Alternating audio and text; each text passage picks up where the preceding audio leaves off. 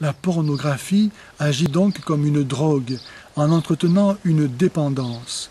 Et comme pour toutes les drogues, c'est à l'adolescence que la personne prend goût à la pornographie et s'enferme dans le cycle obsessif de la dépendance. C'est en effet à l'adolescence que la pulsion sexuelle s'organise dans sa forme définitive. Comme l'adolescent est à la recherche du sens, de l'amour et de la sexualité, la fréquentation des images pornographiques va agir fortement sur ses repères mentaux.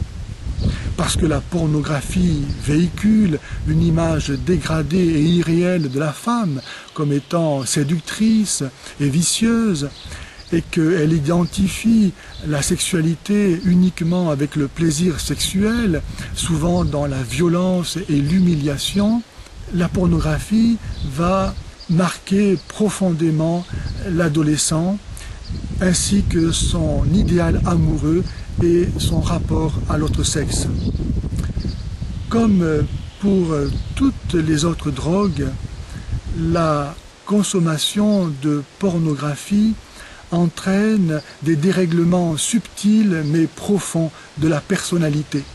C'est ainsi que non seulement elle entraîne le consommateur dans la spirale de l'accoutumance, de la dépendance, mais qu'elle va aussi créer de nouveaux besoins, de nouvelles curiosités et entraîner ainsi ses adeptes à s'éloigner d'une sexualité normale.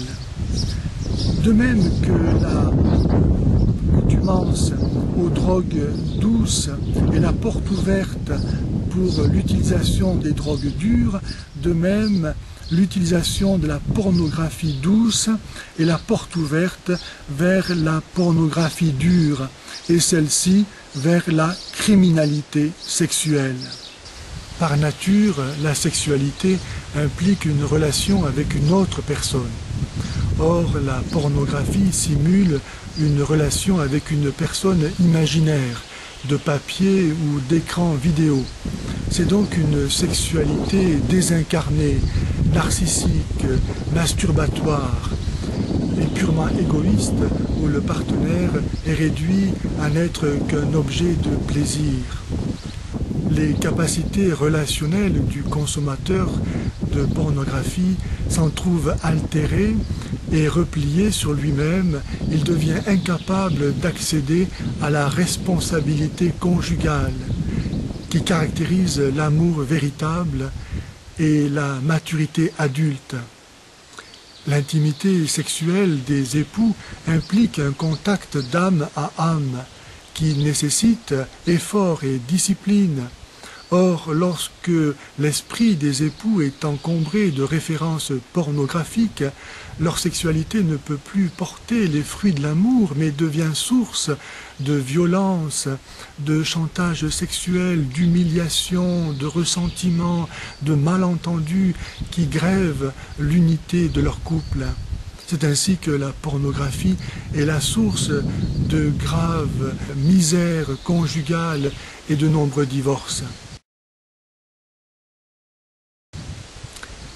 Par ailleurs, parce que la pornographie hypertrophie la pulsion sexuelle, le consommateur de pornographie en vient à projeter ses fantasmes sexuels sur ses rencontres occasionnelles.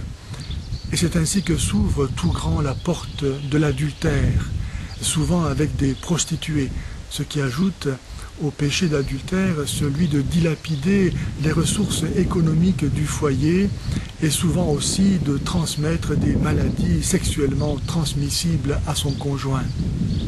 Mais plus grave que cela encore, nombreux sont les consommateurs de pornographie qui en viennent à abuser sexuellement de leurs propres enfants. La progression fulgurante du nombre d'incestes est sans doute possible liée à la banalisation de la pornographie. Ce n'est pas sans raison que la Vierge de Fatima disait que c'est les péchés de la chair qui entraînent le plus d'âmes en enfer.